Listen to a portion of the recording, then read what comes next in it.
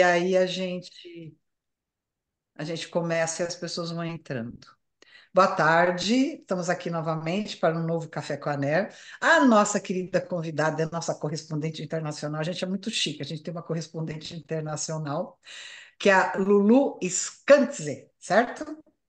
Ela é fundadora e diretora criativa de uma das maiores revistas infantis do Reino Unido, a Storytime. Desde seu lançamento em 2014, a revista tornou-se uma marca global de histórias, reconhecida nos setores de editoriais e edtech. Temos mais de 900 histórias disponíveis em formatos impresso, digital e áudio, com novos conteúdos publicados mensalmente. A revista é publicada atualmente em 5 países e distribuída para mais de 60 países. Com base em Amsterdã, após viver em Londres por mais de 20 anos, Lulu trabalhou em agências de publicidade no Brasil e na Alemanha e para grandes editoras britânicas, francesas e italianas, dirigindo artisticamente projetos premiados e desenvolvendo produtos para Disney, Mattel, Hasbro, PlayStation e muitas outras grandes marcas. Lulu acredita que todos somos feitos de histórias. Eu também acredito. Ela defende a importância da alfabetização, de conteúdos diversificados e positivos, acessíveis a todos, e esses valores são fundamentais para o conceito da Storytime. Lulu, seja muito bem-vinda. Agradeço demais a sua presença. Por favor, fique à vontade para iniciar sua apresentação e depois a gente vai conversando com os associados da ANER. Perfeito. Oi, todo mundo. Desculpa aí se eu falar alguma palavra errada, às vezes eu ainda não tinha feito essa palestra em português, então qualquer coisa pode me corrigir, fica à vontade. E então eu vou começar, vou dividir a apresentação e depois a gente conversa e eu conto mais esse. Bom, durante a apresentação eu vou contar a história também, porque eu tô sempre contando história, anyway. É, que...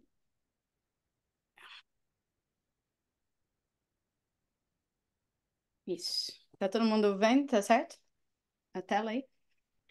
Sim, Então, eu vou falar de valores porque a Storytime ela tem um posicionamento interessante no mercado editorial, porque é uma revista que começou com valores que eram contrários aos valores do mercado editorial infantil na época. Na Inglaterra, todas as revistas infantis elas eram basicamente com plástico na capa, com coisa de graça. O conteúdo era super não importante, assim, sabe? A gente trabalhava criando conteúdo para essas marcas e o budget que eles davam para criar o conteúdo era quase zero, porque todo o budget ia para fazer esses brinquedos que iam na capa de graça. Então, eles queriam que as crianças comprassem a revista pelo que vinha de graça. E quando a Storytime foi criada, foi exatamente eu trabalhava para essas marcas, criando o conteúdo, e eu falei, gente, ninguém vai comprar revista daqui a 20 anos, porque eu sou uma pessoa que cresceu amando revistas. Meu pai é o doido da banca, assim, ele ia na banca no domingo, comprava todas as revistas que tinham acabado de sair, trazia para casa, e a gente ficava o final de semana inteiro lendo revista. E assim, não tinha revista certa, revista errada, todo mundo podia ler todas as revistas, então eu lia, sei lá, a Cláudia, a Veja, e, sabe, com 7 ou 8 anos de idade, eu tava folheando revista. Então, eu sempre gostei de revista. E quando eu estava fazendo revista infantil, eu pensei, como é que essas crianças vão gostar de revista? A revista que a gente está dando para elas não tem conteúdo nenhum. E uma vez eu estava de férias e eu estava olhando no aeroporto esse hábito de. Eu gosto muito de observar os hábitos das pessoas. E eu vi as crianças comprando, os pais comprando as revistas, as crianças abrindo a sacola, jogando a revista no lixo sem olhar e pegando os brinquedos. E aquilo foi assim uma coisa meio que uma pontada, assim. Eu falei, putz, grila, a gente passa um tempão fazendo a revista e eles nem olharam a revista, eles jogaram no lixo direto. E daí a gente decidiu criar a Storytime, que era assim, histórias. é a tradição mais antiga da humanidade. Se você colocar para a inteligência artificial e perguntar quantas histórias existem no mundo, é uma das poucas perguntas que eles não têm resposta, porque tem mais histórias do que é impossível contar. E aí tem todos aqueles dados de tudo que a gente aprende via histórias, fica com a gente para sempre, crianças não esquecem histórias, etc. E eu cresci ouvindo histórias, então a gente decidiu trazer uma revista de histórias, porque a gente sabia que ela teria longevidade e que era uma coisa que não envelhece, histórias não envelhecem. E, e decidimos não colocar nada de graça na capa, não colocar em sacolinhas plásticas, fazer tudo muito diferente do que estava acontecendo na Inglaterra. Então, aqui tem uma foto que eu coloquei de como são as bancas na Inglaterra, e era isso. Então você pensa que vai criar uma revista bonita com uma arte gráfica, etc e tal, e você vai pedir para distribuir. Você pode imaginar, os distribuidores viraram para a gente e falaram, sem chance. Vocês vão quebrar em 6 meses, a gente não vai distribuir para vocês, e etc, etc. Mas, para a gente primeiro sentou, eu e o meu sócio, eu tenho um sócio fundador, a gente sentou e a gente definiu os valores que a gente queria para nossa publicação.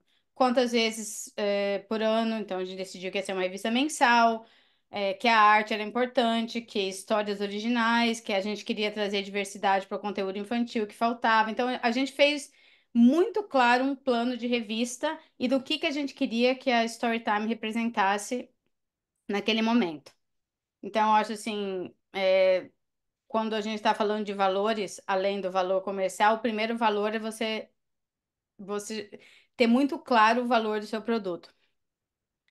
A gente lançou a Story Times em setembro de 2014 e o nosso headline era Classic Tales to Read, Love and Share, né? Que é mais eu traduzi para mais histórias para ler, curtir e divertir e dividir. Que a ideia, o título Storytime é aquele horário onde você senta os pais e os filhos leem juntos, é a hora de contar a história antes de dormir, todo o hábito da leitura. E era o que a gente queria invocar, porque a gente criou a revista para a princípio, o nosso primeiro público eram pais e filhos. E, né, alto valor de impressão, a gente tem 52 páginas, papel 115 gramas, com a capa de 120, com fosco, não é shine e tal, com assinatura, sem propaganda, trazendo artistas. Cada edição nós temos 8 histórias com 8 artistas diferentes de todos os lugares do mundo, então tem bastante diversidade editorial e também visual, e a ideia era essa no início. Aí chega, vamos para a banca. Óbvio que a banca não é um lugar para esse tipo de publicação. Nós tínhamos um plano bem claro já de início, que era ir para as bancas os primeiros 6 meses, para a gente, né, conseguir assinantes, para as pessoas descobrirem a gente, mas olhando essa foto dá para ver que não era um exercício sustentável. Além do que, desculpa. Alguém tá. É o meu volume que tá baixo? Não, não, o seu volume tá normal, eu tô Ah, conseguindo tá. ouvir bem. Porque tinha um monte de mensagem ali. Não, foi uma moça que a Silvana Coelho falou que ela não estava conseguindo ouvir. Você está conseguindo ouvir já, Silvana? É. Ah, Enfim. tá. Não, É. Lulu, acho que está dando para ouvir. Ah, então tá. Não, então nós ficamos 6 meses nas bancas para adquirir assinantes, mas o nosso plano sempre foi ser uma revista de assinaturas, porque é uma coisa muito mais sustentável para um projeto editorial como o nosso.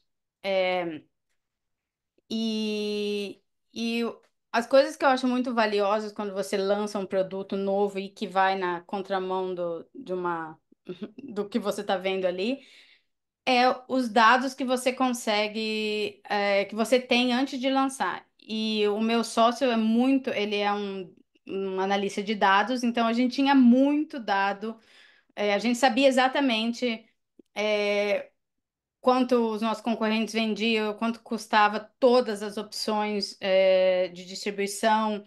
A gente seguia todas as novidades do setor. Eu sabia, por exemplo, que ia ter eu não sei a palavra em português, ia ter um backlash com essa coisa do plástico, embora em 2014 ainda estivesse muito longe das pessoas serem completamente contra plástico, hoje em dia muitas das lojas se recusam a ter revistas com plástico, etc. E a gente juntou todas as informações e decidiu ir mesmo assim. E isso fazem 10 anos. Eu vou dizer assim, que eu acho que teve umas 5, 6 pessoas no mercado que disseram pra gente que a gente não passaria dos 6 meses. Claro que a gente teve que mudar o rumo de algumas coisas, mas estamos aí. Ops, aqui não estou conseguindo passar. E então a gente usou o nosso network, os contatos que a gente tinha para lançar. A gente também testou muita coisa. A gente testou colocar alguma coisa de graça dentro, a gente testou fazer parceria, a gente testou tudo que você imaginar, a gente testou para achar o nosso melhor lugar no mercado. Esse mês, em setembro, a gente faz 10 anos. A revista de número 121 é a nossa revista dos 10 anos. Eu e meu sócio temos 100% da empresa. A gente cresceu, desde o início, todo ano a gente tem algum crescimento. Durante a pandemia, a gente cresceu 35%. O conteúdo, tudo que a gente publica é nosso. A gente tem, as histórias, as ilustrações, o áudio, tudo. A gente tem tudo. A gente sempre faz o que a gente pode usar de outras maneiras, então a gente não compra foto de Image Bank, a gente usa tudo que a gente cria. Então, hoje em dia, o nosso valor do IP é mais de 2 milhões de euros de conteúdo criado.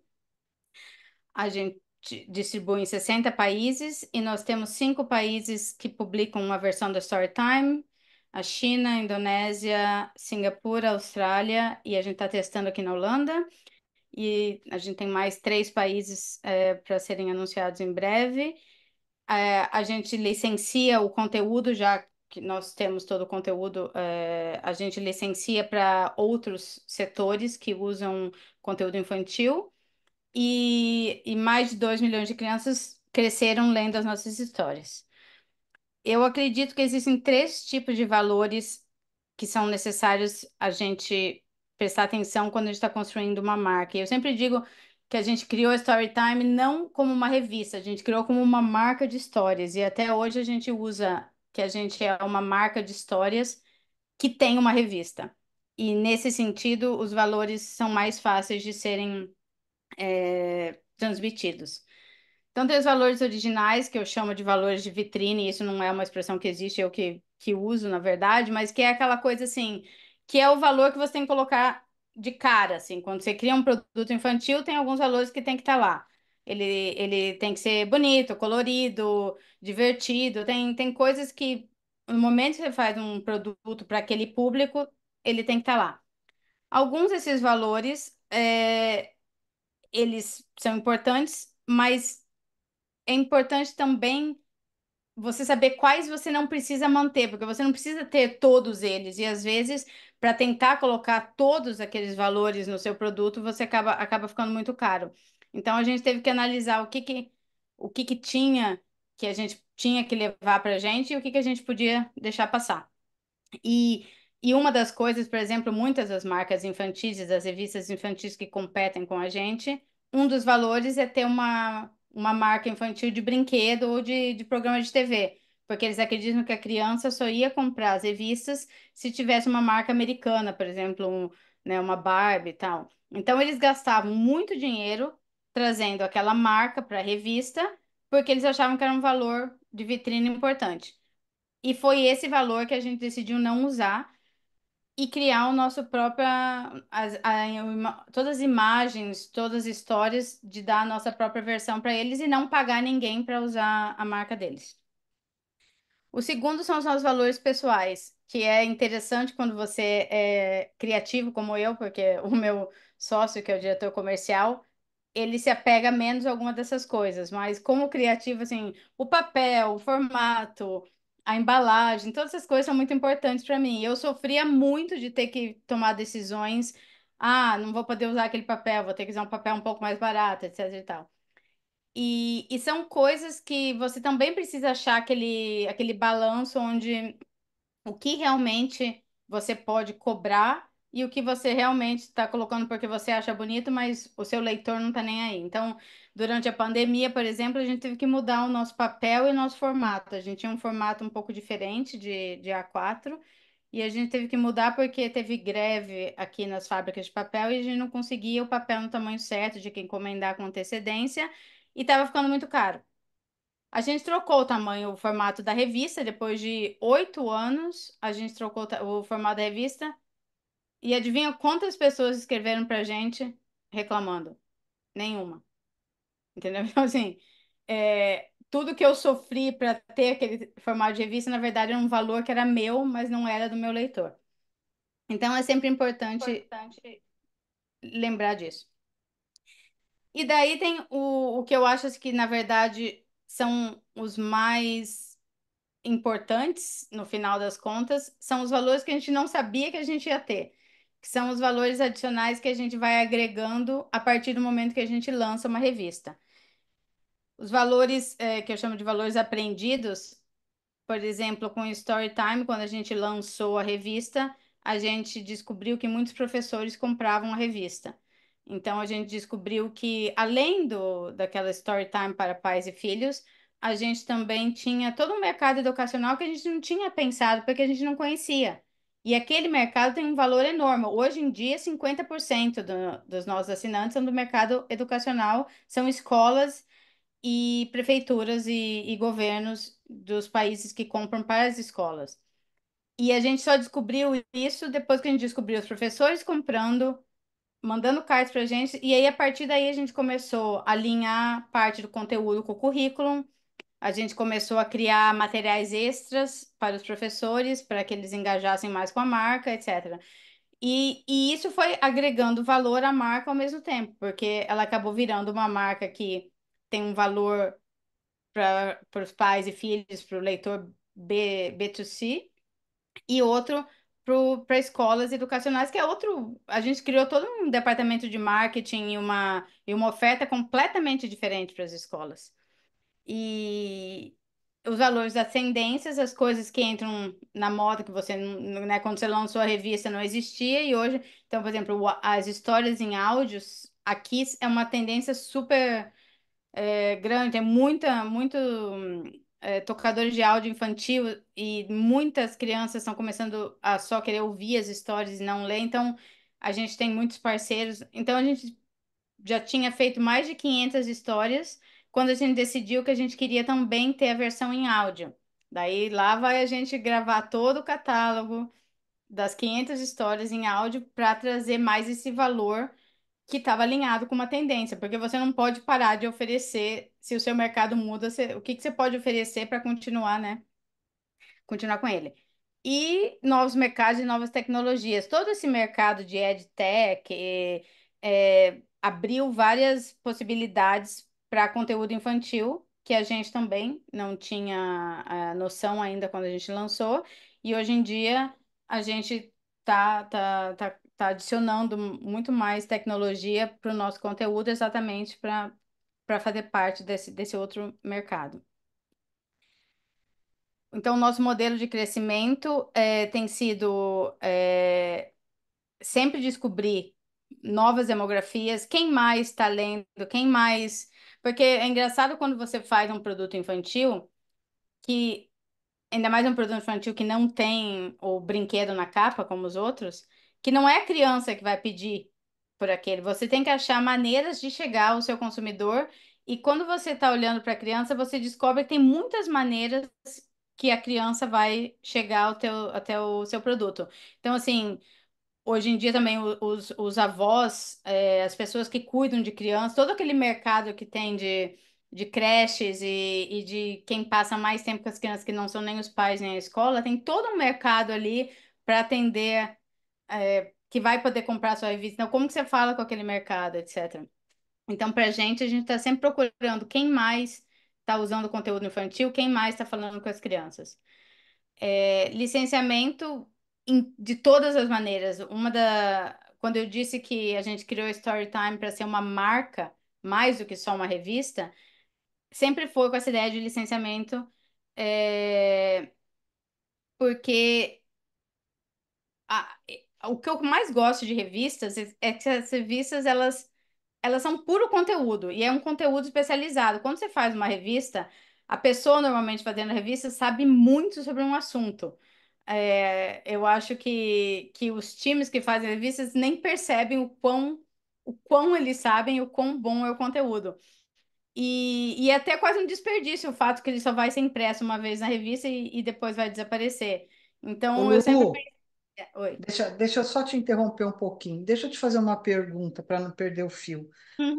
Como é que funciona nisso tudo? Porque eu vejo que você foca muito no licenciamento para vários setores, essa coisa toda. O Brasil engatinha muito nessa questão de licenciamento hoje. Não é uma coisa que é tão valorizada assim, né? Mas Normalmente a gente licencia o que vem lá de fora, a gente não licencia as coisas que a gente cria para lá para fora, é mais difícil.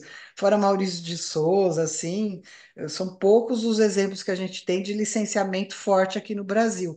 E como é que funciona essa coisa de,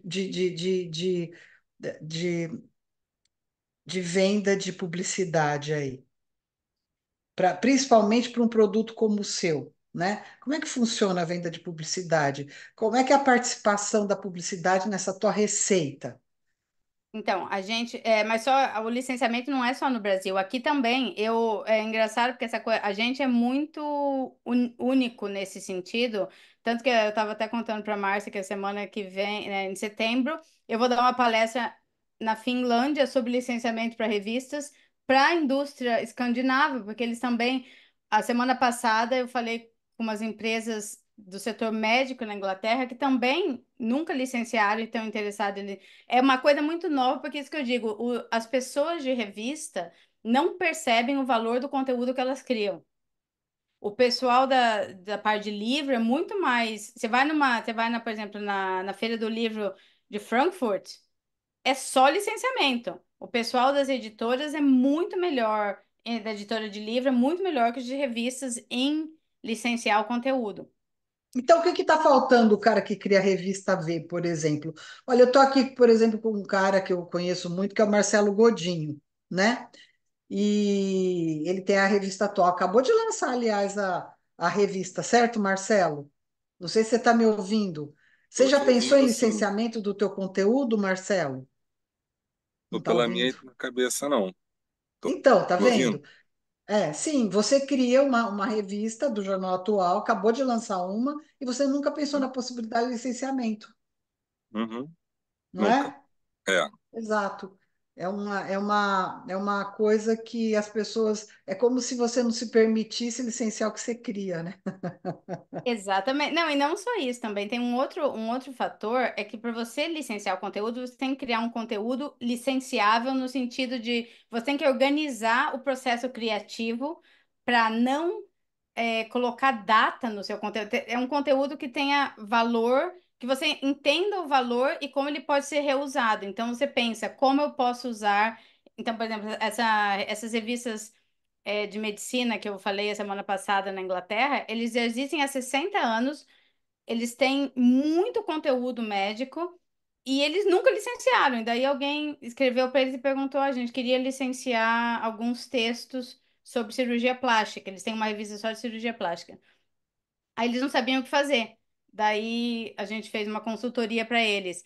E o que acontece? Tem vários passos para. A razão que a gente fez isso, licenciando, foi porque eu trabalhava com as marcas, a Disney, a Barbie, todas as marcas. Essas marcas, eles ganham fortuna licenciando porque eles já são criados para licenciar. Tudo que eles criam, eles já imaginam que vai ficar bom numa caneca, que vai ficar bom num jornal, numa revista, num livro. Eles têm essa visão já quando eles criam o conteúdo. E a gente foi um pouco assim. A gente imaginou todo o conteúdo da Storytime tendo uma vida além da revista. Então, assim, se você pegar a nossa primeira edição e você quiser usar a história da primeira edição, não tem data, não tem propaganda nela, não tem nada que diz que aquela história é de 10 anos atrás. Ou seja, você pode usar ela de novo, e de novo, e de novo, e ela sempre vai ter valor. Então é um pouco isso, você tem que criar o seu conteúdo, as imagens. se elas estiverem em camadas para alguém fazer uma animação, então compra já as imagens de um jeito que você pode usar em outros produtos. Então, assim, tem um monte de pensamento de preparação para você criar uma marca licenciável, mas muita oportunidade de crescimento. Por quê? Porque todo esse mercado digital que está rolando agora em vários setores, o que eles mais precisam é conteúdo. Quem que tem conteúdo? A gente. São as revistas que criam conteúdo. A quantidade de conteúdo que uma revista tem para licenciar, todas as pessoas fazendo apps, tecnologias em vários assuntos, normalmente eles não têm criadores de conteúdo no time. Normalmente eles precisam comprar conteúdo de alguém. Então, se as revistas se anteciparem em oferecer um conteúdo de maneira que eles possam ser adaptados para diferentes aplicativos ou vídeos no YouTube, etc., eu acho que a combinação os dois setores só têm a ganhar, entendeu? Lulu, a Adriana, que é diretora da revista do Sesc, ela está falando o seguinte aqui, discussão interessantíssima. Tenho dúvidas em termos conceituais se podemos chamar de revista um projeto que entende a perenidade de seu conteúdo e a ideia de licenciamento das produções. Não estaremos mais próximos do conceito de um livro do que de revista? Então, isso é interessante porque, assim, tem aquela palavra que eles usam em inglês, eu não sei se em português vocês usam, bookzine. Não? Porque aqui na Inglaterra e Não, não. Nos Estados Unidos é muito popular a palavra bookzine, que são revistas, mas elas são de papel de maior qualidade, elas têm bastante conteúdo, normalmente elas têm mais páginas que as revistas mais descartáveis, mas elas são revistas, elas são vendidas em bancas de jornais, etc. Só que elas têm um valor mais perene. É, Isso foi uma mudança que eu acho que, sei lá, acho que o Bookzine começou a aparecer aqui, eu diria, faz uns 15 anos, eu lembro de ter trabalhado em alguns bookzines para essas marcas.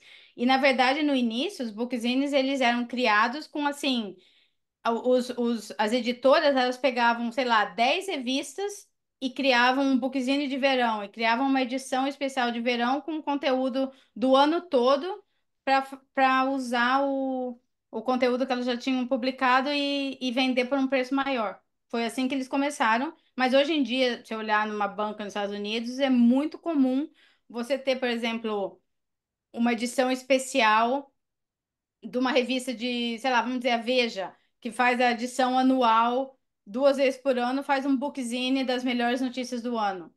Hoje em dia Hum. isso é muito comum.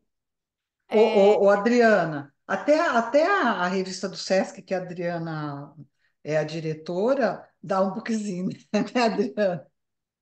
Se você for pensar, porque você faz matérias muito boas, o teu conteúdo é bem atemporal às vezes, não é? Não sei, Adriana, você quer falar aí? Oi, gente, boa tarde. Não, primeiro agradecer, na verdade, de fato, é uma discussão interessantíssima. Eu acho que tem, né, enquanto ela vai trazendo aí né, falando dessa experiência, eu vou tentando fazer alguns paralelos com o que a gente tem aqui no Brasil. Eu acho que talvez é isso, a marca, eu até comentei aí no chat, né, a marca do Maurício de Souza Produções tenha trabalhado muito nessa chave, a gente vê tanto na questão do licenciamento, né, dessa questão, por exemplo, do lançamento dos almanaques, eles têm os almanaques de férias, né? Eu acho que se aproxima muito dessa ideia, mas eu não sei, assim, eu acho que a minha experiência profissional, ela está muito ligada ao jornalismo, né? E eu acho que essa experiência que a gente está ouvindo aqui hoje, ela tem uma outra chave, né? Então, eu consegui, assim, imediatamente entender que eu vê uma aproximação muito grande com a ideia de um livro, de uma coletânea, né? A própria Folha de São Paulo faz as suas coleções de livros que eles trazem ali com temáticas específicas. Então, a revista do Sesc ela tá num outro lugar, né? Na verdade, a gente trabalha com a ideia de um conteúdo de mediação cultural. A gente tem um grande compromisso com a apreciação estética. Então, sim, a gente tem um cuidado estético, né, na apresentação da publicação publicação no formato impresso e também na sua interface digital, mas a gente traz muito a questão do hoje, né, do contemporâneo. Então, o jornalismo está muito presente no sentido de quais são as grandes temáticas que a gente está enfrentando, que a gente está vivenciando e que precisam ser refletidas, discutidas. Então, a gente está muito na chave desse jornalismo. Acho que a experiência que ela traz, ela está nesse lugar muito mais do perene, né? Enfim, então, eu estou gostando muito de te ouvir.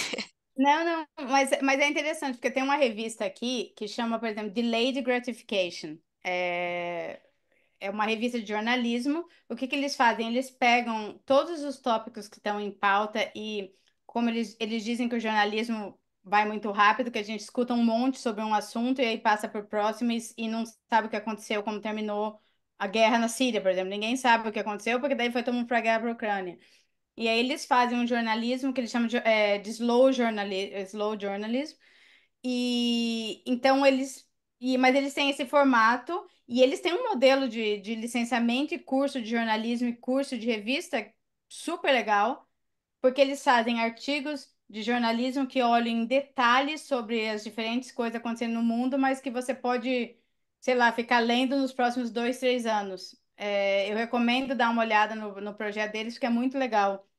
Eles lançaram na mesma época que a gente, eles têm mais de 10 anos, mas eles também têm essa coisa de como fazer o conteúdo. Claro que tem conteúdos em todas as revistas, principalmente com jornalismo, que vai passar, mas sempre tem artigos que têm um valor. E o que acontece? Todos os lugares do mundo estão fazendo coisas diferentes em tempos diferentes. Então, uma coisa que foi publicada no Brasil, por exemplo, você tem uma reportagem sobre um lugar bonito, ou uma comida, ou alguma coisa. É, eu tenho, o nome da revista, eu vou escrever aqui no chat para você. Eu não, esse é o nome da revista. Se você colocar no Google, vai para o site deles. Ô, Eu não Lulu, lembro deixa eu o nome falar um dele. pouco antes de você continuar, Sim. para não perder o fio da meada aqui, como disse a Regina. Eu acho que tem uma situação nesse mercado que é o seguinte: o mercado de revistas ele se divide entre os títulos atemporais e os títulos perecíveis. Acho que é isso que todos nós devemos considerar nesse momento aqui. Quando você compara é, o modelo comercial de um editor de livros, que é muito diferente de um editor de revistas, é isso que a gente tem que pensar. Um editor de revistas de conteúdo perecível é um outro tipo de produto que tem vida curta, que tem cauda curta, que tem aquele período de circulação de cada uma das edições periódicas e que o produto morre muito rapidamente ali. Não é a mesma velocidade de um jornal, normalmente, porque sempre tem um viés mais analítico dos conteúdos, alguma coisa assim, mas tem uma perecividade que não existe, por exemplo, no mercado de livro. Quando você pega o grupo dos títulos das editoras de revistas que trabalham com conteúdo atemporal, aí vale a comparação para o mercado de livro, aí vale a comparação com o Bookzine, que é um termo que eu já conhecia já do passado, onde o conteúdo atemporal permite ter outros modelos comerciais e ter outra estratégia de comercialização e de divulgação do produto, que é exatamente o que você faz com a Storytime. Eu acho que a Storytime é uma revista de conteúdo atemporal, de conteúdo evergreen, que tem uma vida eterna, vamos dizer assim. Por isso que você disse que você está na edição sei lá qual e pode pegar a primeira edição da revista e ela vai ter o mesmo valor? Claro, né? Porque é um conteúdo absolutamente atemporal. Então você vai criando, na verdade, ao lançamento de cada edição, você vai criando um um volume de conteúdo de edições que vai poder viver pelo tempo que você conseguir criar estratégias de comercialização. Então, eu acho que esse é um ponto importante de se dividir quando se fala do mercado de revistas. A gente está falando da Storytime aqui, comparando com o mercado de revistas de conteúdo atemporal.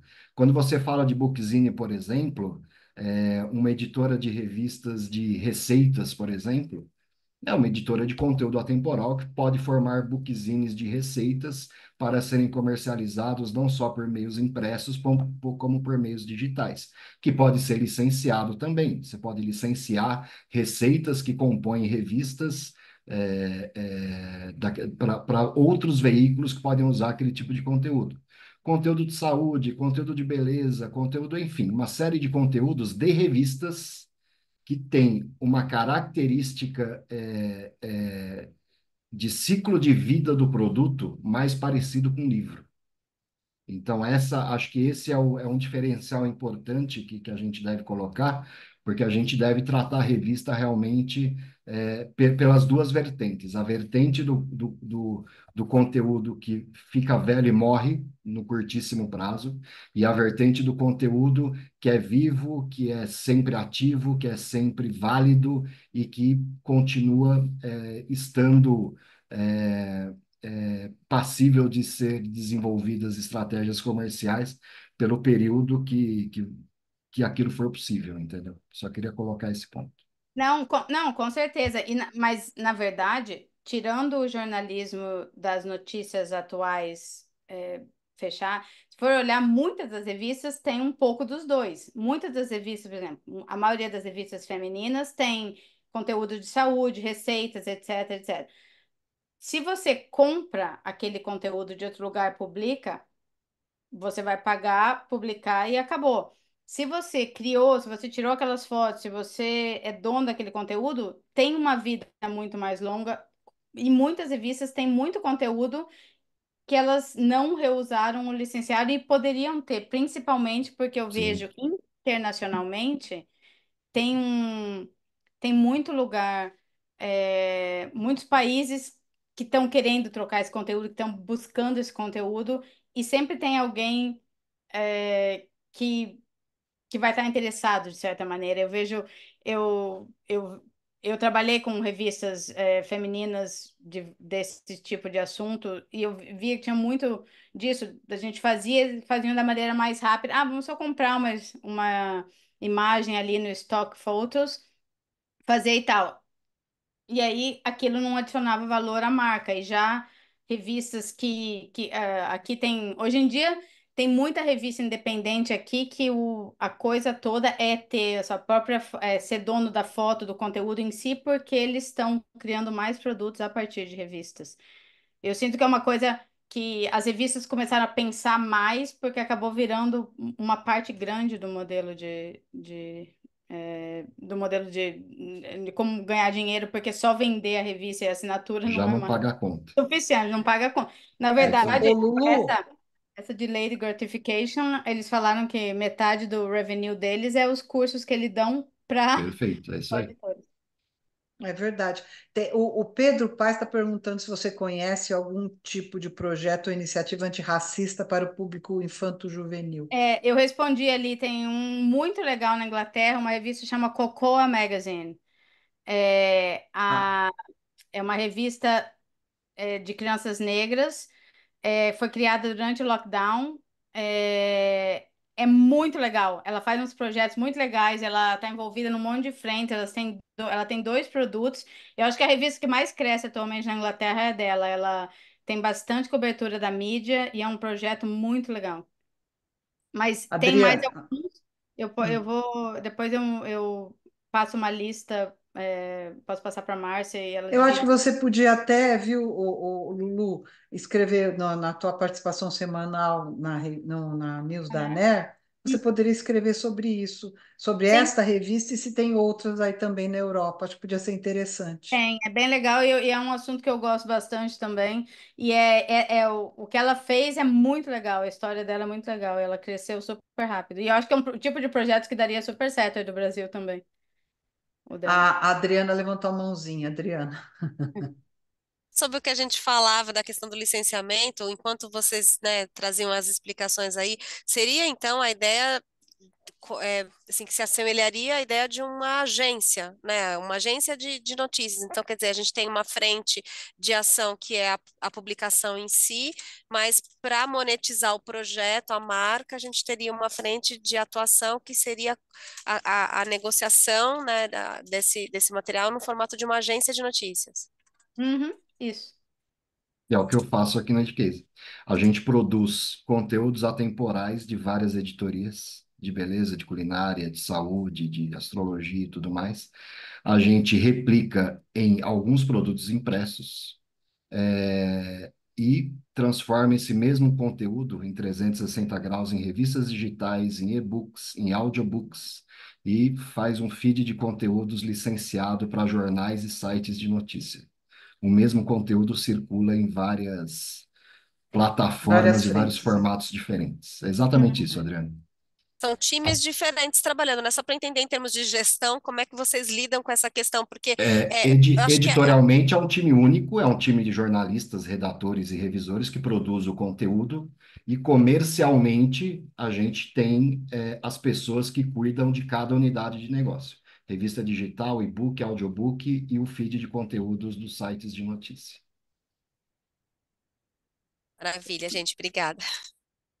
Mas é Ah, bem isso, eu acho que tem um monte de coisa a ser feita exatamente nisso, porque eu vejo com todas essa parte digital, a maioria das apps e das pessoas nessa parte digital eles não sabem nem como criar, como começar a criar conteúdo, então eu acho que as revistas têm bastante a ganhar com esse mercado.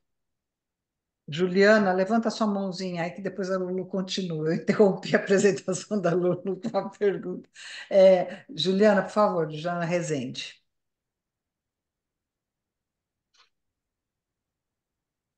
Acho que. Ah, Tudo bem? Finalmente, tudo bom? Então, a questão do licenciamento, eu queria saber como que na Europa esse mercado é bem mais avançado que no Brasil. A gente, por exemplo, na BR Press, a gente licencia o nosso conteúdo, tanto o conteúdo de feed, né, que é um conteúdo atual, jornalismo mais quente, quanto conteúdos mais perenes, que são colunas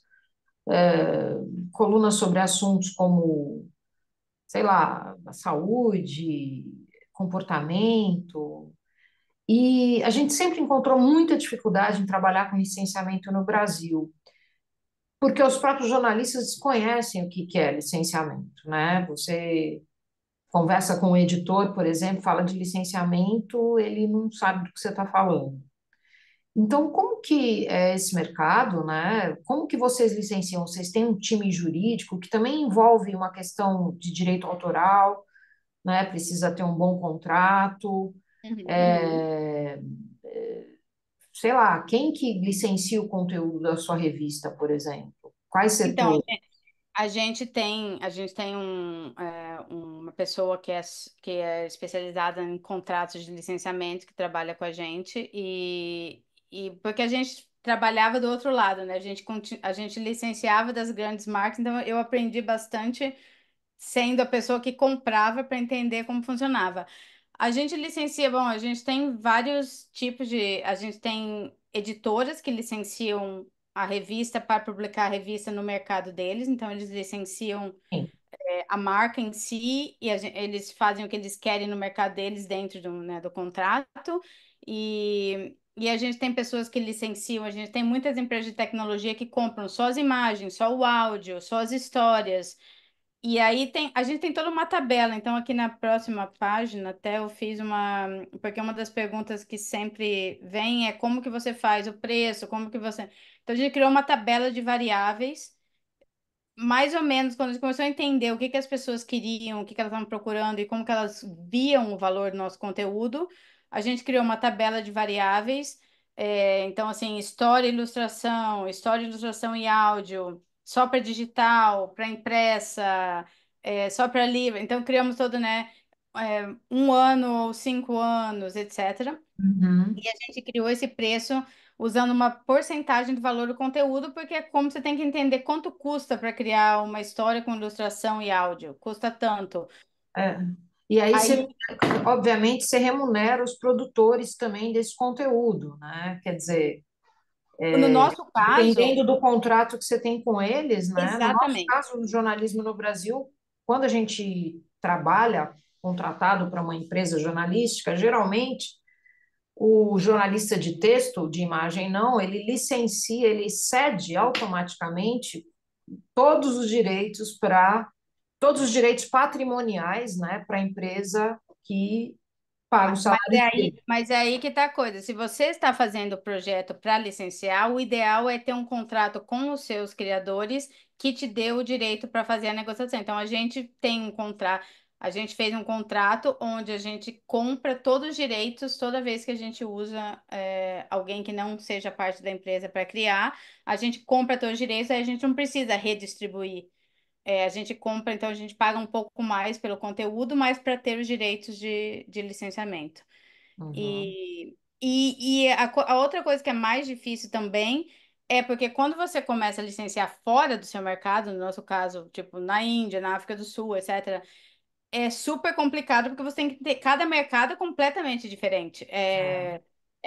Tanto que eu já tive algumas conversas no Brasil que não foram em lugar nenhum exatamente porque eu não conseguia explicar esse modelo de licenciamento. Tipo, a conversa não rolou. Na Índia, a gente está tendo um que já faz um ano e meio que a gente agora está chegando em algum lugar. Mas A hoje gente trabalhou também, a gente licenciou o conteúdo da Rio 2016 para a Índia. E foi super complicado, é porque, nossa, é um mercado dificílimo, né? E eles são muito business, nossa, eles falam muito, né? muito, falo muito. Toda reunião Mas demora uma hora e meia. são ávidos, né? E são quem mais está licenciando atualmente. Acho que a gente tem umas 10 Olha, umas 10 conversas rolando na Índia só agora. E eles estão cheios de. Porque eles têm muita coisa rolando lá. Então, mas cada mercado é muito diferente. Já, por exemplo, Estados Unidos licencia super fácil. Mas a coisa que é interessante do licenciamento é que é meio infinito para onde você pode licenciar, entendeu? Eu não sei se tem um livro que está bem famoso aí no Brasil também, que foi Histórias para Garotas Rebeldes, que são histórias de mulheres famosas contadas para as crianças. Esse livro, por exemplo, é só um livro com histórias de pessoas, né, que existem, tem biografias dessas pessoas, eles criaram uma versão infantil com um ilustrador. Esse livro, eles acabaram de licenciar para Broadway, por exemplo, vai virar um musical da Broadway. Então, assim, uma vez você começa a licenciar, você não sabe para onde. Ele pode virar quase qualquer coisa, o conteúdo em si, se a marca for interessante. E eu vejo assim, a gente licencia para uma empresa que faz jogos de celular no Canadá, por exemplo. Eles fazem joguinhos de celular usando as nossas ilustrações. Então, eles compram um número de histórias. Tem empresas que licenciam para fazer uma versão de um jornal numa máquina lá na França, que é um jornal em preto e branco. Então, eles só compram as histórias sem ilustração. Então, depende, assim, uma hora que você entra, você começa a descobrir esses outros lugares que estão procurando conteúdo que você nem tinha imaginado. Mas o difícil realmente é que você tem que adaptar o contrato e, e o valor do criativo para aquilo. Mas eu diria que as duas coisas principais são comprar, se você puder ter a maneira mais simples de ser proprietário do que você vai negociar, daí você não precisa envolver 5, 6 pessoas no processo, e ter uma tabela de variáveis para os diferentes tipos de licenciamento que você pode oferecer. Mas contrato, eu diria que a gente foi uma das coisas que a gente, depois de ter feito alguns contratos ruins, a gente pegou uma pessoa só para fazer contrato mesmo. Mas eu ainda assim, eu acho assim, é difícil, não é só no Brasil. Eu acho que licenciamento é uma coisa muito nova para um monte de setor, para um monte de país. Tem feiras de licenciamento que a gente vai, tem muitas pessoas que nunca ouviram falar, e é uma das maiores feiras de Londres, e tem vários colegas nossos de revistas que nunca foram na feira de licenciamento, entendeu? Então, eu acho que, mas por isso que eu acho que é excitante, que é um mercado excitante, porque eu acho que é novo, que tem muita coisa ainda para acontecer nele.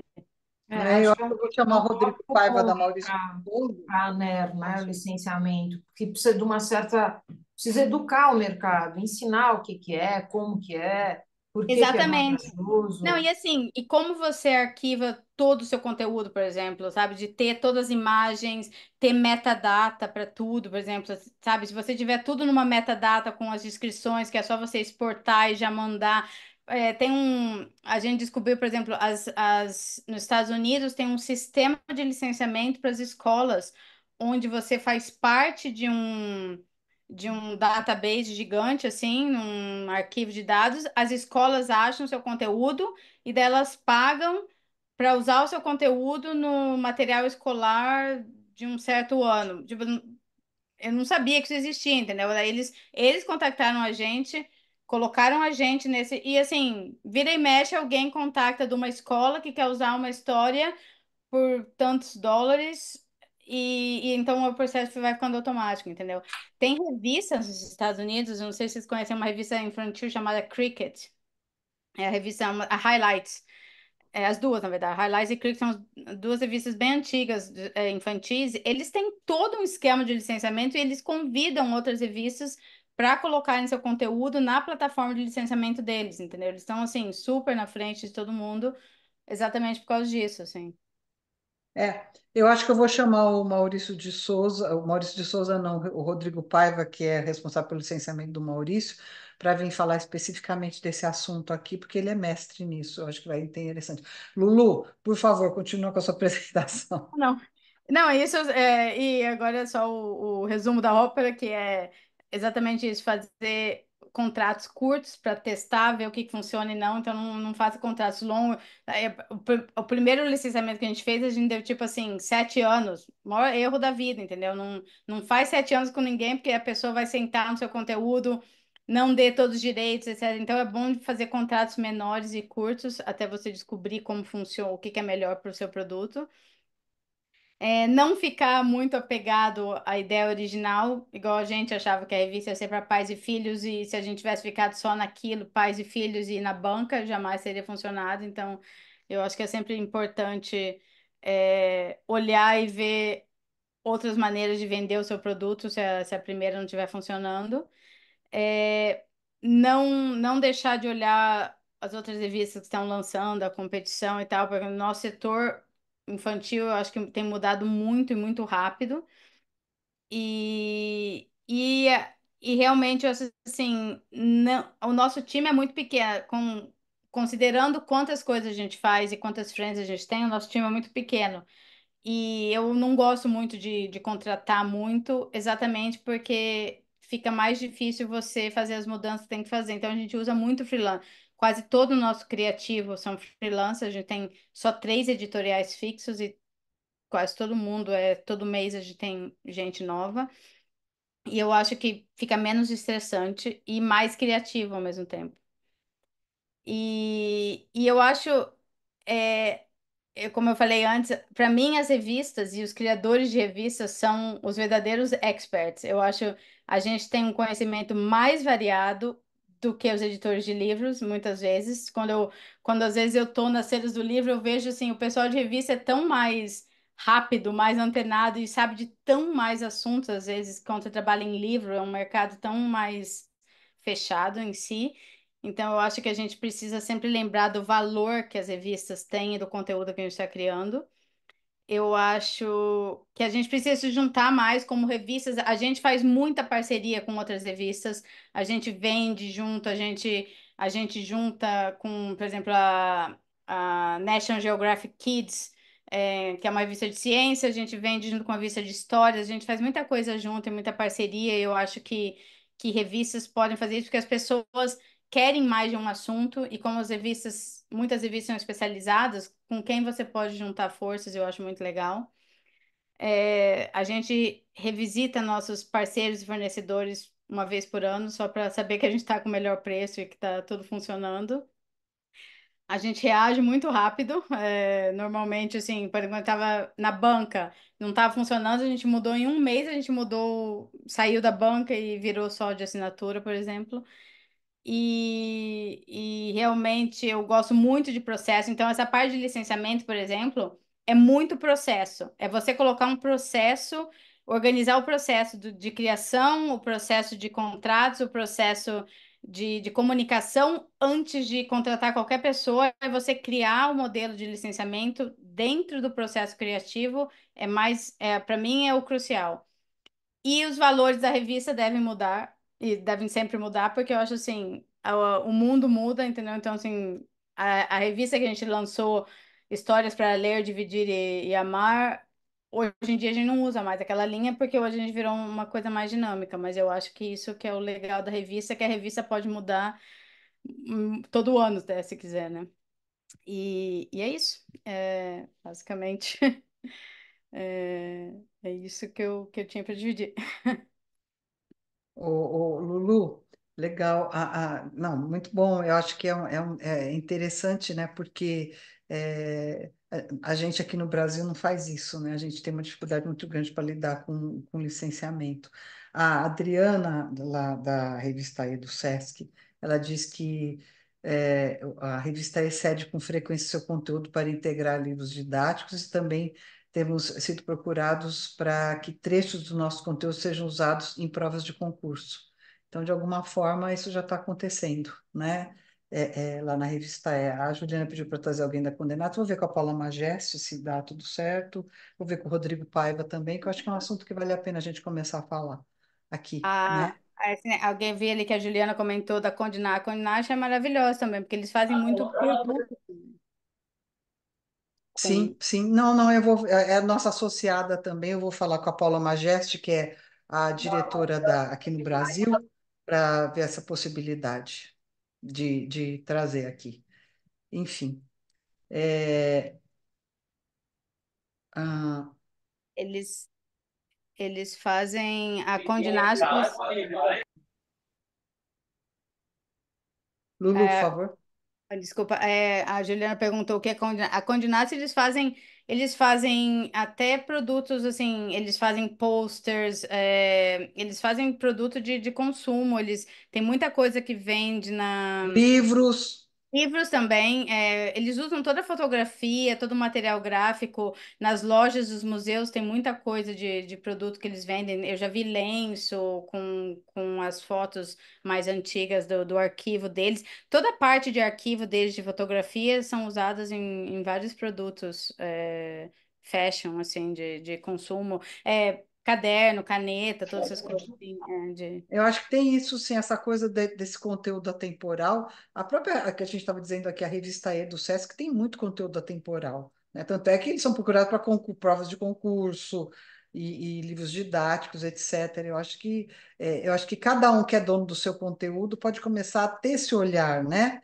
Eu acho que é um Exatamente. exercício, né, Lulu? É É um aquela exercício. coisa, fiz, está pronto, tchau. Não, peraí, revisita seu conteúdo, olha o que você tem lá, vê o que dá para ser utilizado, reutilizado. Eu acho que falta essa visão, né? Essa visão não só de futuro, mas de passado também. Olha lá, vê o que você tem, traz para o futuro, traz para agora. Exato, exato, porque isso te ajuda também a valorizar mais seus criadores, entendeu? Se você sabe que a fotografia ou a ilustração ou o texto daquela pessoa vai ter um valor além daquele momento de publicação, você vai valorizar, porque tem mais valor do que uma coisa descartável. Eu acho que é exatamente isso. Eu acho que quase toda revista tem conteúdo pode ter uma vida. Eu sempre falo que produto a sua revista pode ser além de uma revista. É, eu acho que sim. A Adriana está dizendo que lá no Sesc eles chamam de animação do acervo. Adorei. Ressuscitar os fantasmas. Ressuscitar. Eu acho que é isso. Eu acho que tem que revisitar, por exemplo, quantas e quantas vezes você pega alguma revista, tipo até uma Vogue, uma GQ, enfim, uma Marie Claire, e tem matérias lá muito interessantes que podem ser revisitadas, republicadas, licenciadas, etc., né? Eu acho que está faltando isso, a gente começar a ter essa cultura do licenciamento. Eu acho que sim. Quando você nasce, você já pensa no licenciamento, como é na Europa, né? Eu acho que é Não, isso. mas não é, mas isso que eu digo, não achem que é aí no Brasil, não é assim aqui também. As pessoas estão começando agora exatamente pela essa. As bancas deixaram de ser, não tem banca mais. Tipo, aqui na Holanda não existe banca de jornal e revista mais. Então, mas a maioria das pessoas não pensa licenciamento para revista, pensa para outros setores. Licenciamento de revista é muito novo Sim. aqui também. E eu acho que é exatamente isso, é pensar do início da criação.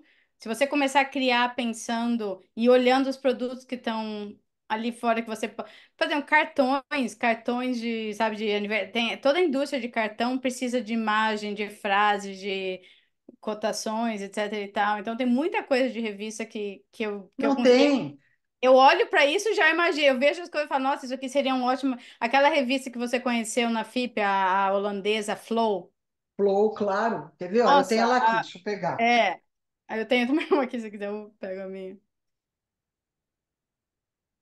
Não, de todo o peso que eu trouxe na mala, Esse é o seu essa eu fiz favorito. questão de trazer, a Flow.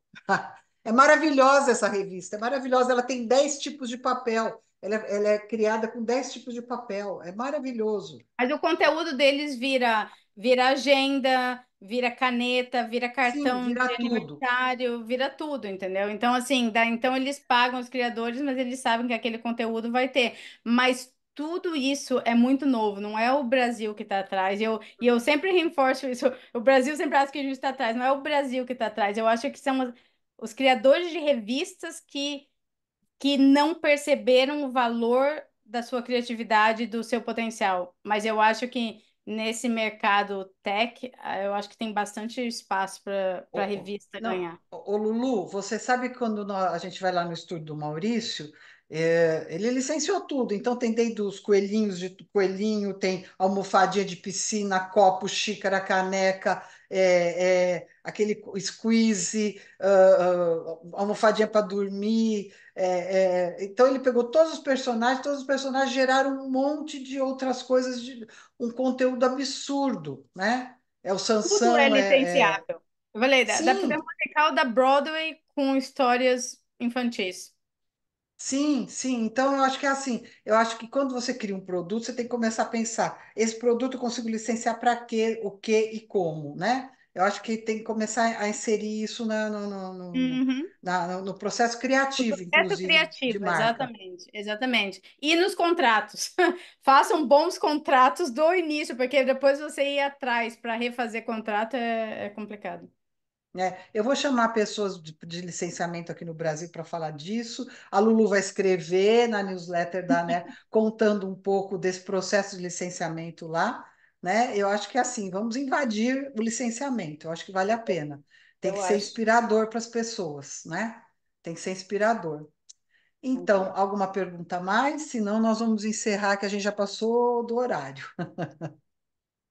Tudo bem, então. Lulu, meu muito obrigada. Você é uma parceira e tanto da gente. Eu estava lá em Portugal na FIFA, falei, Lulu, você quer colaborar com a newsletter da NEA? Quero, pronto, estou lá. Então, assim, é legal. Presente, Lulu, muito obrigada. Eu acho que é assim. Maravilhosa. Ajuda, Excelente, né? contribui demais com, sabe, provocações. A gente precisa de provocações, o ser humano precisa de provocações. Não adianta ficar estagnado. Estagnado é o morto que está no caixão. Chega. Eu acho que a gente precisa buscar saída, sim. A gente tem marcas maravilhosas no Brasil e essas marcas precisam começar a achar saídas que não seja só publicar, publicar e publicar e fazer seminário, evento, não. Sabe? Tem mais coisas aí. Sem contar Vamos. que o Brasil é criativo, as pessoas consomem aí, por exemplo, na Índia eles têm um problema que as pessoas dizem que não consomem, são mais pão duras. Eu acho que o Brasil é mais consumidor, é muito mais consumidor que a Europa, e o Brasil também é um que eles chamam de early adapter. O brasileiro é curioso, ele quer saber a novidade, ele quer ser o primeiro a ter isso, aquilo. Então, eu acho que tem muito mercado aí e tem muitos produtos maravilhosos. Tudo é licenciável. E na verdade, igual você falou, você olha no Maurício, você precisa de uma marca para colocar no copo, na lancheira, etc e tal. Entendeu? Por que que a gente não está fazendo isso? Então, eu Verdade. acho mais, Eu acho que mais a o Adriana Cury, que está aqui da Pais e Filhos, está dando a honra da sua presença, a Adriana é uma que busca e vai atrás de todas esses licenciamentos para pais e filhos. Ela está o tempo todo buscando, né, Adriana? uma marca que se modernizou na tua mão, né? Nossa, Pais e Filhos, eu lembro da minha mãe lendo Pais e Filhos, quando meu pai trazia da banca as 1.000 revistas. Mas isso que eu digo, a longevidade, as Tá revistas sem são som, Adriana.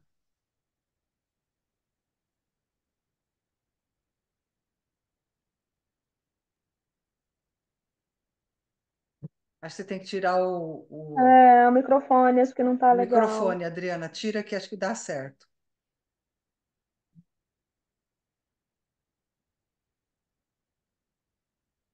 Não. Mas enfim, eu tenho Não certeza, consegue. assim, a Adriana ela está ouvindo. Eu acho que assim, a Adriana ela rejuvenesceu a Pais e Filhos, ela criou uma série de caminhos para desenvolvimento da marca e, enfim,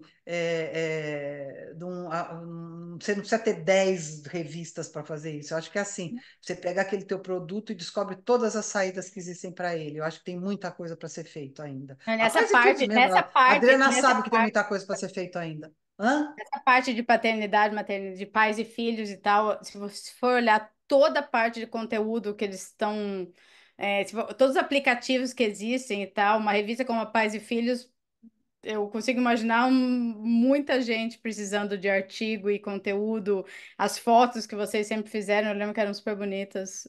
Faz tempo que eu não vejo uma edição, mas enfim, eu lembro visualmente da Pais e Filhos muito.